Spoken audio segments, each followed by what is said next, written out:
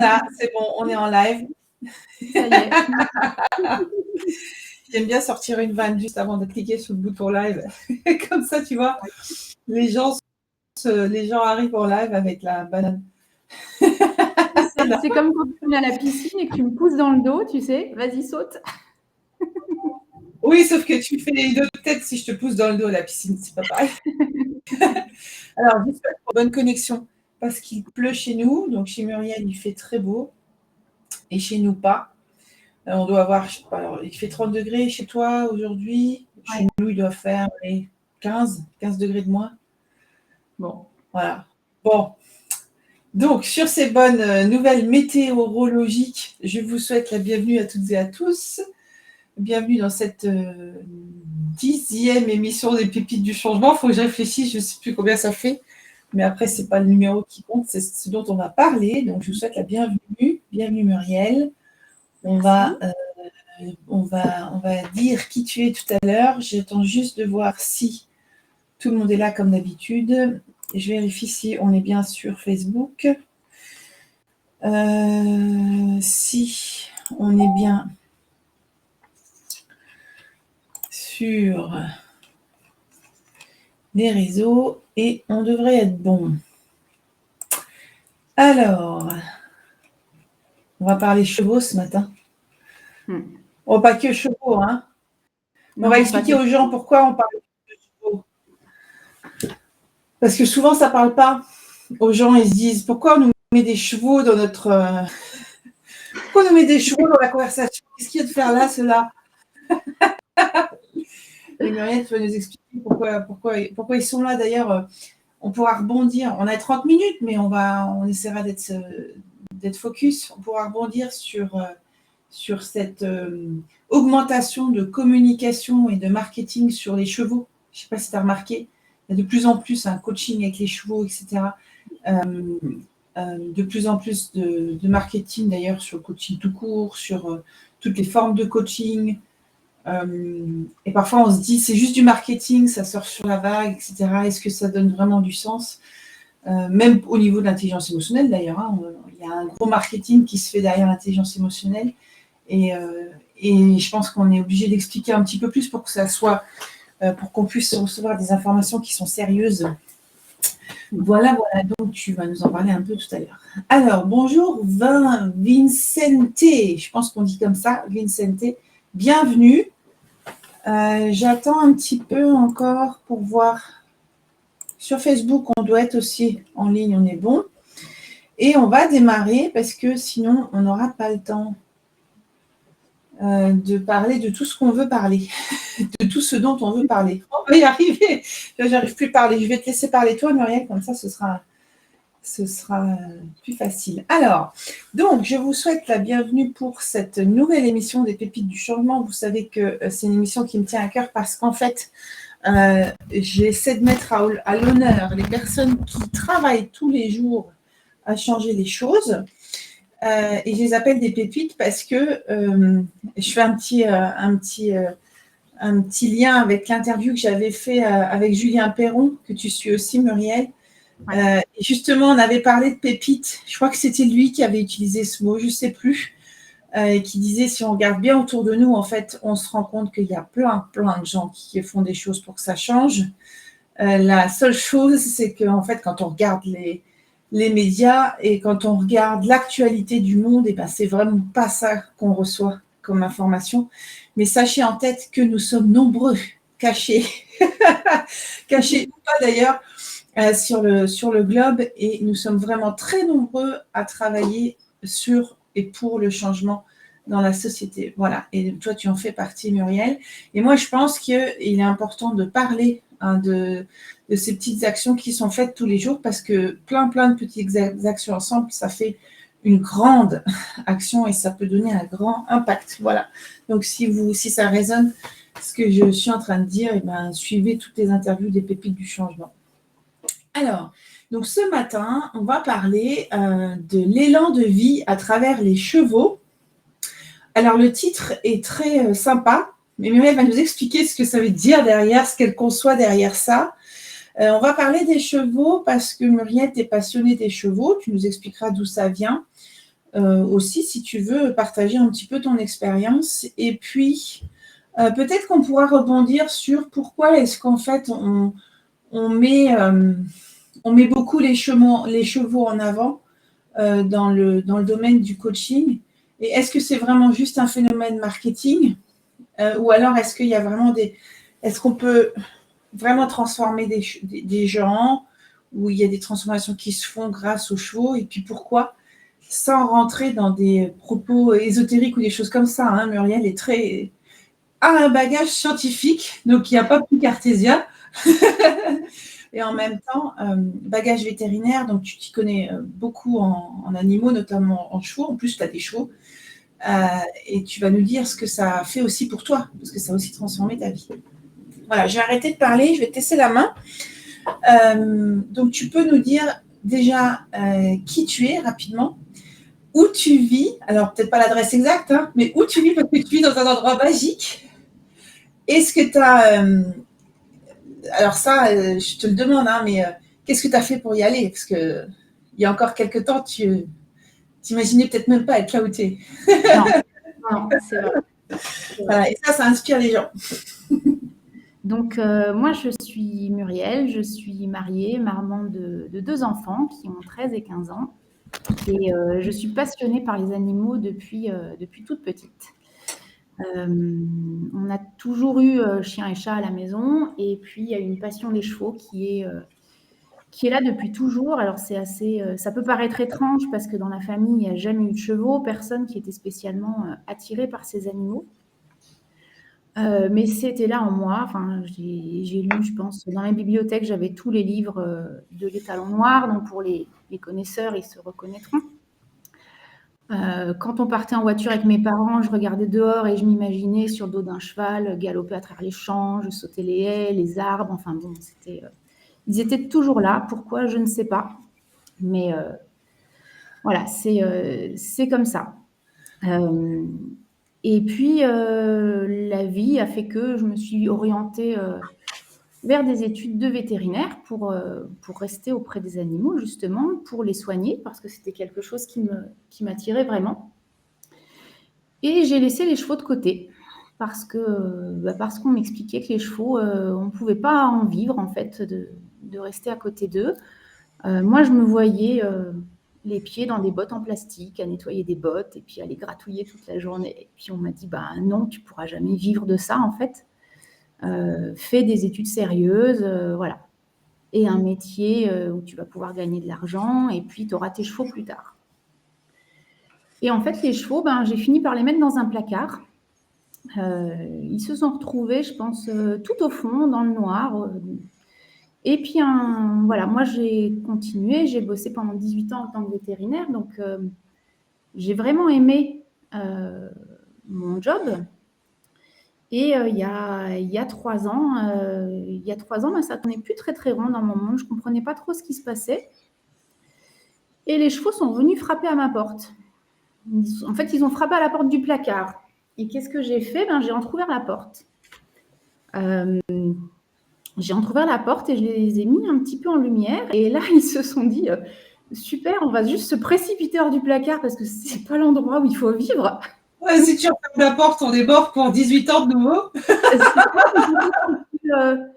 Quand tu décides de regarder à nouveau tes rêves et de t'y reconnecter, en gros, tu n'as que 2 choix pour moi. Soit tu t'y reconnectes vraiment et là, tu es obligé d'avancer sur ce chemin.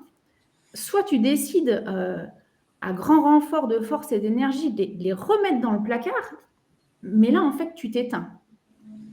Ton rêve, il est dans ton placard et toi, tu continues sur une voie qui est peut-être pas forcément la tienne, mais où tu ne te reconnais pas.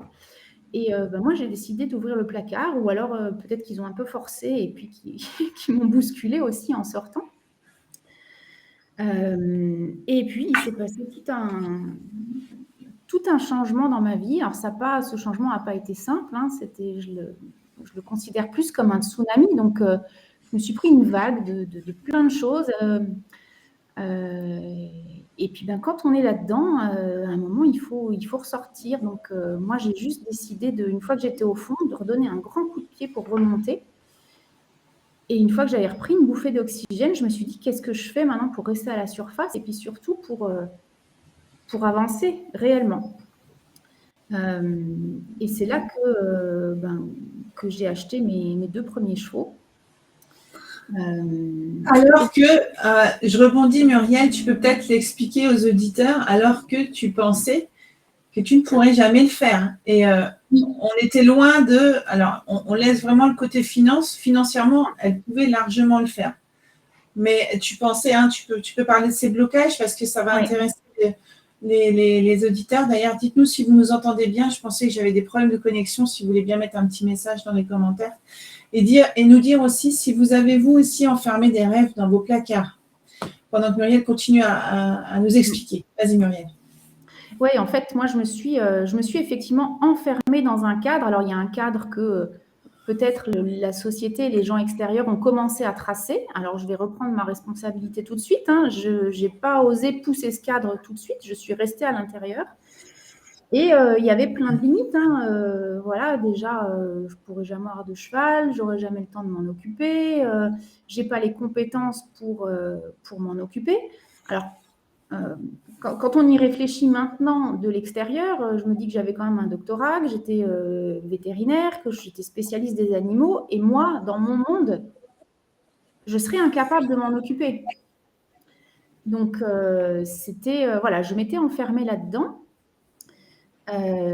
Mais quand un rêve est là, en fait, et qu'il décide de parler, et surtout qu'on décide de l'écouter, c'est surtout quand on décide de l'écouter, je me suis mise à ouvrir mes antennes, en fait, et puis à aller voir tous les gens autour de moi qui pouvaient avoir des chevaux, comment ils s'en sortaient, comment ils avaient fait. Donc voilà, Corinne disait très cartésienne, je suis aussi très carrée, donc je m'étais fait une liste de tout ce qu'il fallait faire pour me rassurer aussi, hein, c'était important pour moi. Et puis j'ai décidé de franchir le pas. Alors j'ai décidé, je vais dire merci à mon mari, parce que c'est lui, à un moment, je pense que je le saoulais tellement, qu'il m'a donné un gros coup de pied aux fesses en me disant « Mais c'est bon, maintenant tu l'achètes ton cheval et tu me fous la paix. » Et donc j'ai acheté un cheval et puis un deuxième. Et voilà. Le troisième, hein? Ouais, le troisième maintenant, voilà, qui est arrivé il y a 2 mois, tout juste. Et c'est les chevaux, en fait, qui m'ont vraiment fait comprendre qu'il y avait quelque chose, en fait, qui tournait plus rond dans ma vie. J'ai compris après que c'était moi qui ne m'écoutais pas, que j'avais laissé, donc d'un côté, j'avais laissé les chevaux de côté pendant des années et j'avais laissé les émotions aussi de côté pendant des années. Donc, j'écoutais plus mon corps, j'écoutais plus ce que je pensais, ce à quoi je rêvais, mes besoins. J'étais toujours tournée vers les autres et en fait, c'est devenu extrêmement compliqué à vivre. C'est là que le tsunami est arrivé et que je me suis dit, il va falloir faire quelque chose. Donc, j'ai eu la chance d'être extrêmement bien entourée, notamment par toi, Corinne, et tes coachings, parce que c'est la première chose, en fait, qui m'a permis de prendre conscience du problème ou de la thématique plutôt. Et c'est aussi le premier moment qui m'a permis de me reconnecter à des ressources, à mes ressources. Et à me rendre compte que j'avais toutes ces moi. Et que même j'étais capable de me reconnecter là-dessus, de me reconnecter à ces forces et à ces ressources. Donc, voilà, je me suis du coup dans l'intelligence émotionnelle. Je me suis formée pour apprendre à connaître les émotions, apprendre à les reconnaître aussi dans mon corps, parce que j'étais aussi coupée de tous ces ressentis. Donc voilà, pour toutes les personnes à qui on demande des fois qu'est-ce que ça te fait, qu'est-ce que tu ressens, et qui ne savent pas répondre, qui se retrouvent bloqués, rassurez-vous, en fait, c'est un apprentissage. Tout s'apprend. Hein.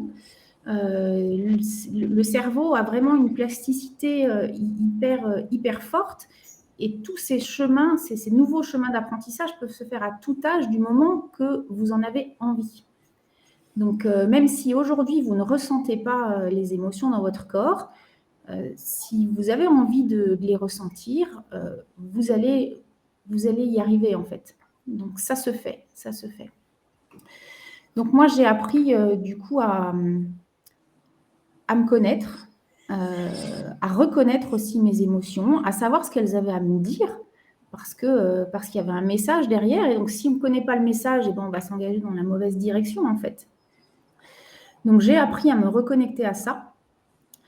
Et puis c'est assez facile, on va dire, de faire de la théorie, de lire des bouquins, de se dire ok, j'ai compris. Et en fait, les chevaux m'ont vraiment permis de mettre ça en pratique. Parce que voilà, comme tu disais tout à l'heure, le cheval, on en parle beaucoup en ce moment, de coaching, d'équicoaching. C'est effectivement à la mode, mais il y a une raison. Alors déjà, il y a des raisons scientifiques à ça. Et puis après, il y a des raisons vraiment purement émotionnelles et de lien.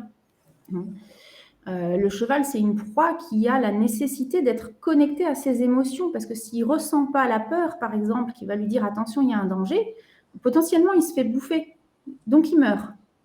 Donc pour lui, être connecté à ses émotions, c'est réellement une question de survie.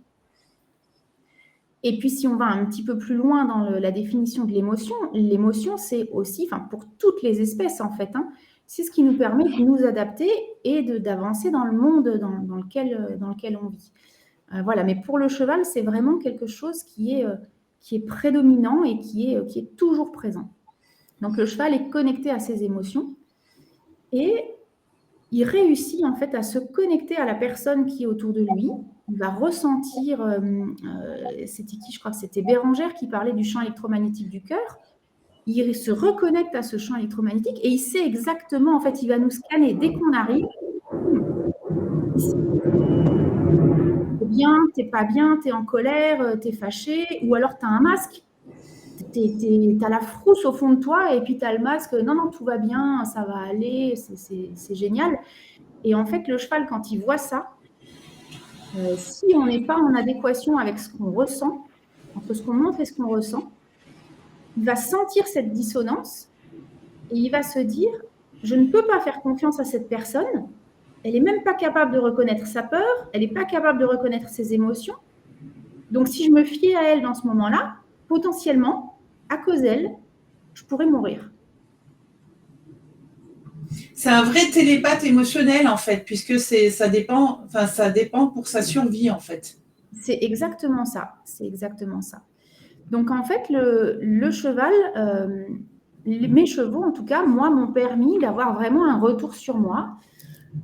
Et très honnêtement, au début, quand j'étais pas bien et quand j'arrivais pas à faire cette reconnexion entre ce que je ressentais au fond et puis ce que je montrais, j'ai un de mes chevaux notamment. Alors lui, il partait. Je pouvais pas l'attraper. Donc on avait un pré d'1,5 hectare. Je pouvais faire le tour du pré. Il se barrait. Je mettais pas la main dessus. Donc il a aussi fallu, pour que je crée une relation avec eux, que je revienne chez moi en fait, réellement, et que je leur dise qui je suis, mais que je me dise à moi qui je suis, ce que je ressens. Et à partir de ce moment-là, en fait, quand j'ai été honnête avec moi-même, là, ils sont venus. Je rebondis sur ce que tu dis, Muriel, parce qu'on a des commentaires. Il y a Cécile qui dit bonjour Cécile, c'est super que tu sois là. D'ailleurs, je ne savais pas que tu étais ancienne cavalière. Cécile dit je suis moi-même une ancienne cavalière galop 7, mais je les ai mis de côté depuis 8 ans. Ils sont toujours dans ma tête, donc Muriel, ça me parle tellement. Waouh, Cécile, ça touche. Ça touche beaucoup. Ok, fais attention, Cécile, il risque d'ouvrir la porte. Pascal dit « Bonjour, j'ai le sentiment profond que tous les animaux ont cette capacité à être liés aux émotions. Ils sentent avant tout notre état d'esprit. Quelle belle expression télépathe émotionnelle. » Oui, je l'aime bien cette expression. Je l'ai sortie comme ça, Muriel. Ça peut être sympa d'utiliser. Et bonjour Christiane, merci de nous suivre. Si vous avez encore des questions sur LinkedIn, j'espère que vous nous avez aussi en ligne. On continue de toute façon l'interview et puis on pourra répondre aux commentaires encore plus tard. J'aime beaucoup en fait l'explication que tu as donnée, Muriel, parce qu'en fait c'est une explication qui est très claire. Quand on parle d'équicoaching, etc., j'ai jamais vu cette explication-là. Donc on a des concepts marketing impressionnants, mais au final on ne sait pas pourquoi le cheval est si Oui. important. Et là, tu vas nous expliquer. Je te laisse continuer à nous parler de ça, en fait. Pourquoi tu parles d'élan de vie, du coup. Et je branche juste ma batterie, sinon on va être coupé. Juste pour rebondir effectivement sur les concepts marketing qu'on lit un peu partout, quand on lit sur l'équicoaching, on va lire le cheval miroir. Alors j'ai lu ça de nombreuses fois et très honnêtement, je ne l'ai compris qu'à partir du moment où j'ai vécu moi-même un équicoaching. Et en fait, le cheval va nous renvoyer notre fonctionnement et l'état dans lequel on est. Et c'est ça, en fait, le principe de l'équicoaching.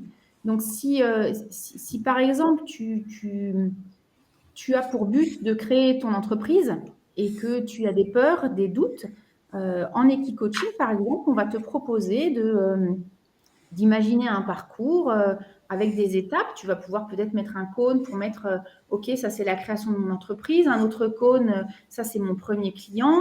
Un suivant, ce sera je fais mon premier chiffre d'affaires où je peux vivre correctement. Et on va te demander d'aller d'étape en étape avec le cheval. Et tant que c'est fluide pour toi, tant que tu es OK dans ce chemin, le cheval va te suivre.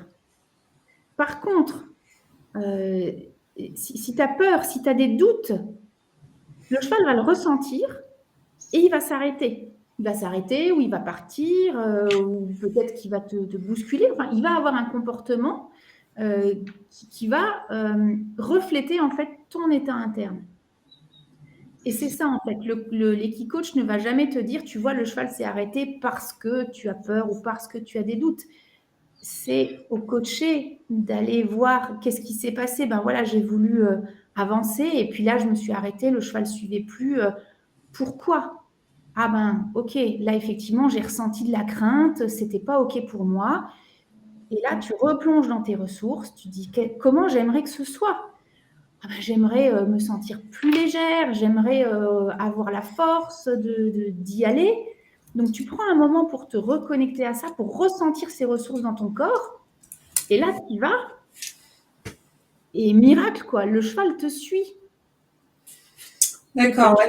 Le cheval te suit, tu te dis, bon sang, mais en fait, c'était juste ça, entre guillemets. J'ai toutes ces forces en moi et tu l'as expérimenté dans l'instant, tu l'as expérimenté dans ton corps, dans tes cellules. Et du coup, c'est gravé. C'est pas juste une projection mentale, tu l'as vraiment vécu.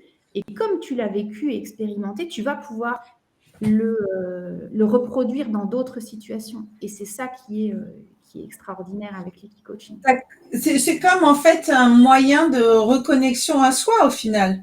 C'est exactement ça. En fait, le cheval va te montrer comment tu fonctionnes et comment, dans une situation peut-être bloquante, tu vas pouvoir te connecter à tes ressources. Et il va te montrer directement, ah ben ok, ça c'était la bonne ressource, entre guillemets, enfin c'est celle qui t'a permis de surmonter l'obstacle.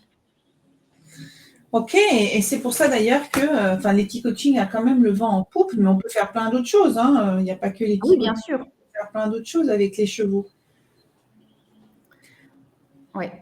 Je fais, depuis que je les ai, je crois que je ne monte quasiment plus, mais par contre, je suis avec eux. Voilà, je sais que quand je suis avec eux, je suis beaucoup plus calme, je respire beaucoup mieux, j'ai le cœur qui s'apaise. J'ai un de mes chevaux qui a une capacité d'empathie qui est extraordinaire. Donc, si je suis triste, il va venir, il va se poser avec moi, alors que ce n'est pas un cheval qui aime spécialement les câlins ou le contact. Mais par contre, il ressent l'état intérieur et il va se poser et il est là pour prendre aussi. En fait, il allège le fardeau. Mm-hmm. On a Jean-Jacques qui demande, Muriel, est-ce que le cheval est comme un indicateur de ressenti, de fréquence de peur par exemple? Oui, le cheval va tout ressentir. Alors, il va ressentir nos battements cardiaques. Il a une olfaction qui est très développée aussi. Donc, nos émotions vont aussi être à l'origine d'un changement de notre odeur corporelle et ça, ils le sentent. Et il y a d'autres. Alors, il y a des personnes qui travaillent dans l'équicoaching qui sont vraiment juste, on va dire, dans l'observation de ce qui se passe. Mais je connais aussi des personnes qui travaillent sur l'équicoaching avec des bases scientifiques et qui ont notamment câblé, entre guillemets, des chevaux avec un électrocardiogramme au moment où ils faisaient le coaching et ils se rendent compte que si la personne arrive et est stressée, ressent de la peur, on va avoir le rythme cardiaque du cheval qui change aussi, qui évolue. Donc, il y a des modifications physiologiques chez le cheval quand il ressent notre état interne. Donc, c'est comme les neurones miroirs, en fait. Hein, c'est un vrai effet miroir au final. Hein. C'est ça, mais alors là, c'est un effet miroir dans le corps. Oui. Et puis, le cheval a aussi une capacité de reconnaissance du langage non verbal. Enfin, c'est un expert dans le langage non verbal. Il reconnaît nos expressions et entre eux aussi. Hein. Un cheval, voilà, s'il y en a un qui décide de bouger l'autre, il suffit d'un mouvement d'oreille ou juste je plisse un peu les yeux pour que l'autre se pousse. Hein. C'est impressionnant. D'ailleurs, il n'y en a aucun qui crie, qui gesticule dans tous les sens. Hein. C'est clair, net et précis. Il se fait un regard perçant et l'autre il s'en va. D'ailleurs, il y a des codes faciaux pour les chevaux, hein, comme il existe des codes faciaux pour le visage. Exactement. Eh bien, il y a la même chose pour les chevaux. D'ailleurs, la mimique de la colère pour les chevaux, elle a des ressemblances avec la mimique de la colère humaine. Tout à fait. Oui, Jean-Jacques dit c'est ça de l'empathie comme dans un groupe de parole dans l'esprit de Carl Rogers. Oui. Oui, alors on pourrait vraiment prendre exemple sur les chevaux pour l'empathie parce que l'empathie, c'est je te vois, je ressens ce qui se passe chez toi. Mais nous, en tant qu'humains, on a très souvent cette envie, enfin ce besoin d'aller parler, d'aller donner un conseil, d'aller donner du réconfort. Et en fait, le cheval, il a cette empathie, il te voit, il va ressentir, mais il se tait. Et il te laisse cet espace, en fait, de ressenti. C'est ça qui est impressionnant.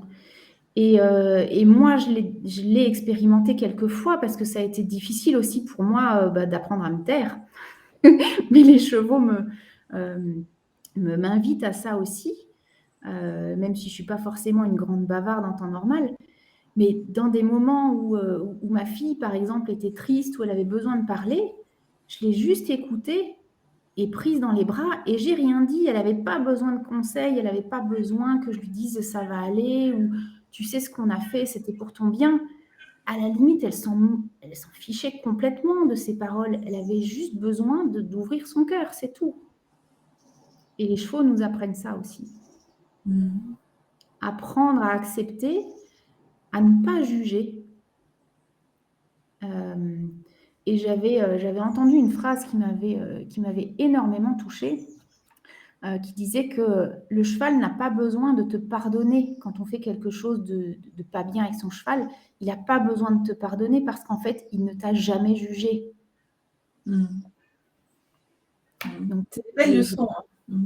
Je pense qu'on peut vraiment prendre exemple là-dessus, en fait. Rester dans cet espace d'écoute, d'ouverture du cœur.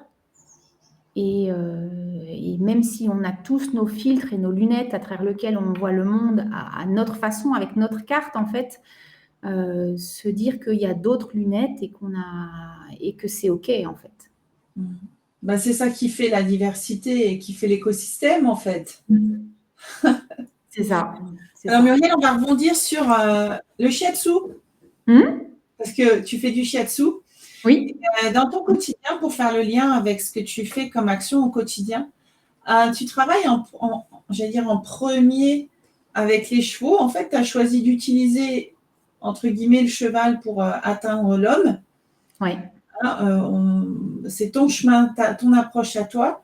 Et tu travailles le shiatsu. Tu peux nous expliquer ce que tu fais, en fait, parce que finalement, en fait, tu me disais il n'y a pas longtemps, à chaque fois qu'on discutait, tu me parlais de chevaux, et puis c'est bizarre. Il y a l'homme qui est là, mais il n'est pas là. Et puis il n'y a pas longtemps, tu me dis, mais en fait, j'ai compris. Ouais. Tu touches l'homme à travers les chevaux. Tu peux nous dire comment tu fais? Et tu vas forcément nous parler du shiatsu. Oui, oui, oui. Donc, quand je parlais tout à l'heure de tsunami, effectivement, quand ça m'est arrivé, eu la nécessité de revoir ce que j'allais faire au niveau professionnel. Je savais qu'il fallait les chevaux au milieu. Donc, j'ai fait une liste de toutes les professions qui pouvaient m'amener aux chevaux, mais sans être vétérinaire équin, ça collait plus. Et le shiatsu est apparu un peu comme une évidence. Alors, c'est assez étrange parce que je ne savais pas ce que c'était. J'en avais entendu des vagues choses, mais en étant hyper cartésienne, je ne voyais pas comment, en allant toucher les doigts sur un animal ou sur un humain. Tu touches le foie, tu vas gérer les émotions. Je me suis dit, ouais, ok, c'est bon. Tu as un problème au foie, tu prends des médocs, mais tu ne mets pas tes mains sur le cheval ou sur l'humain. Et puis, j'ai rencontré donc des formateurs en shiatsu humain et en shiatsu équin, qui sont très cartésiens eux aussi. Donc, ça m'a aussi rassurée. Je me suis dit, c'est bon, je ne vais pas dans un truc complètement perché. Et j'ai découvert cette technique. Donc, pour ceux qui ne connaissent pas, c'est une technique de soin où on va appuyer avec nos doigts et nos mains sur les méridiens et sur des points d'acupuncture. Donc, ça peut s'apparenter un petit peu à de l'acupuncture, mais sans aiguille. Et l'intérêt du shiatsu, c'est qu'en fait, on va pouvoir reconnecter le corps dans son fonctionnement, dans ce qu'il a à nous dire, nos émotions, parce que nos émotions ont un impact sur notre corps, tout comme notre corps a un impact sur les émotions, et aussi notre esprit, donc notre aspect plus spirituel, en fait, ce vers quoi on a envie de tendre, en fait. Et donc, moi, je me suis dit, OK, je vais me former sur les deux. Surtout sur le cheval. L'humain, c'était surtout parce que j'avais vécu un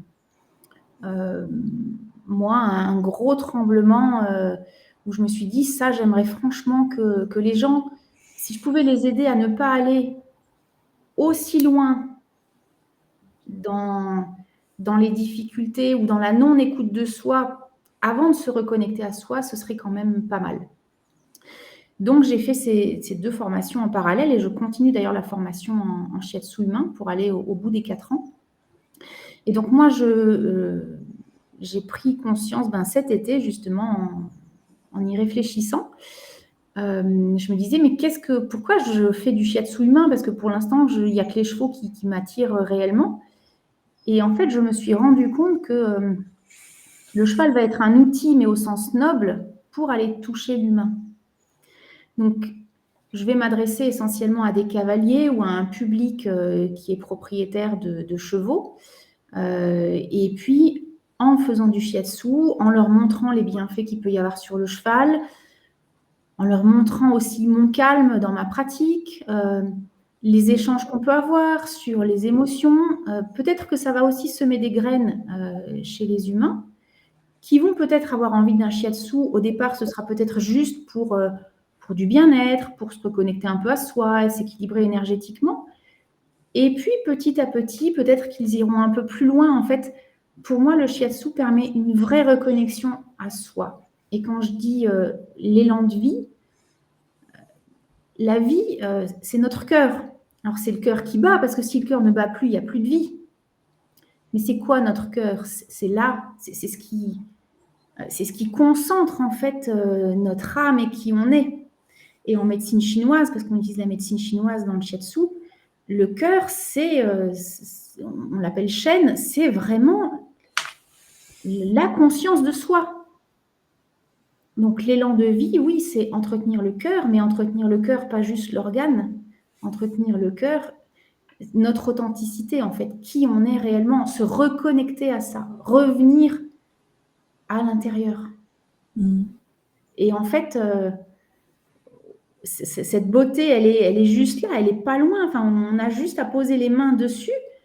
Mais en fait, on va chercher tout ça, le bonheur dans le regard des autres, on va chercher à l'extérieur, en fait, alors que tout est en nous. Tout est en nous.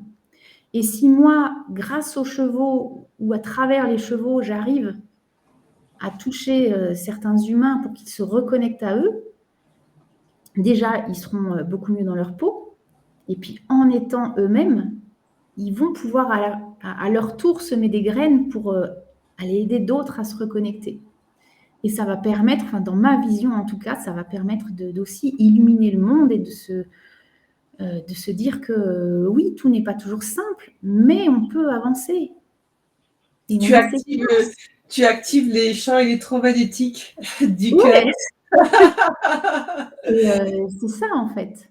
C'est ça. Il y a Christiane qui dit, c'est intéressant ce qu'elle dit, Christiane, moi le bien-être de ma ponette, elle a minimum 2 séances de shiatsu par an, souvent à l'intersaison, et ça a complètement changé sa vie et la vie de Christiane avec. Donc c'est un vrai effet boule de neige en fait. Hein. Oui. Alors moi, j'ai déjà fait des séances sur un cheval avec la propriétaire à côté et à la fin, la propriétaire qui me dit waouh, je suis toute sonnée. Et en fait, elle a dû aller faire une sieste aussi, enfin se reposer pour prendre un moment pour elle, alors que je ne l'avais pas touchée. Mais il y avait cette communion aussi énergétique entre tout le monde. Et oui, ça permet on pourrait dire à quoi ça sert pour le cheval, mais le cheval, on lui offre un mode de vie qui nous correspond à nous, qui ne lui correspond pas forcément à lui. Donc, on a aussi ce devoir de l'accompagner pour qu'il soit le mieux possible dans ses sabots. Et le shiatsu lui permet aussi de se reconnecter à ses émotions. Il y a plein de chevaux qui n'osent pas s'exprimer, tout comme les gens, en fait. Et c'est assez amusant de se rendre compte que moi, sur des chevaux que je vois pour la première fois, ok, ils se laissent faire, ils regardent un peu, enfin, ils observent en se disant qu'est-ce qu'elle me fait, elle, c'est un peu bizarre. Mais la fois suivante, ils me reconnaissent. Ils savent pourquoi je suis là. Et ils se posent. Et j'ai fait régulièrement des séances où le cheval était en liberté, dans le pré ou dans un enclos relativement grand. Il reste avec moi toute la séance. Et il a une attitude avec moi qui peut être différente de l'attitude avec les personnes avec qui il peut travailler, par exemple. Bon, il se dit, je me prends un kiff émotionnel, c'est trop bon. Il y a cet espace d'écoute aussi. Et puis, dans le shiatsu, l'idée, c'est pas non plus d'aller transposer notre envie, de se dire, tiens, il a un problème de peau, alors il faut absolument que je guérisse ce truc-là. Non, c'est plutôt essayer de rester dans un espace vide, d'aller en fait donner toutes les cartes à l'organisme, à l'individu, pour lui dire, maintenant, ok, tu as tout en main, reprends-toi en main. Je te reconnecte, je t'aide juste à te reconnecter à ton plein potentiel. C'est ça. Et pour l'humain et pour le cheval. Et pour l'humain, c'est costaud. Moi, je le vis aussi pour moi. Les séances de shiatsu sont extraordinaires en termes de mise en lumière de choses qu'on veut cacher ou qu'on n'ose pas se dire, qu'on n'ose pas regarder en fait. Mais le corps te dit tout. Le corps te dit. Je vois bien le shiatsu en entreprise. Allez, petite impulsion. Alors, ça se fait, hein, ça se fait pas forcément des séances complètes, c'est plus du shiatsu sur chaise. Donc, là, ça va être plus un massage qui va durer, on va dire, un quart d'heure. Ça a été initié aux États-Unis au départ. C'était pour que les salariés puissent descendre un petit peu en pression et puis en même temps être redynamisés. Donc, le but, c'était aussi qu'ils aient une meilleure performance derrière. Mais bon, d'un autre côté, ça leur apporte du bien-être, donc c'était pas si mal. Après, si ça fait du bien, et puis qu'en plus, ils sont productifs. C'est ça. Je te remercie. On va devoir s'arrêter là. On va en parler des heures, comme toutes les interviews que j'ai faites depuis la semaine dernière. Est-ce que tu peux nous donner en fait tes actualités? Alors, pour ceux et celles qui nous écoutaient, dis-nous où est-ce que tu te situes et puis où est-ce que tu interviens, puisque tu vas intervenir en priorité sur les chevaux.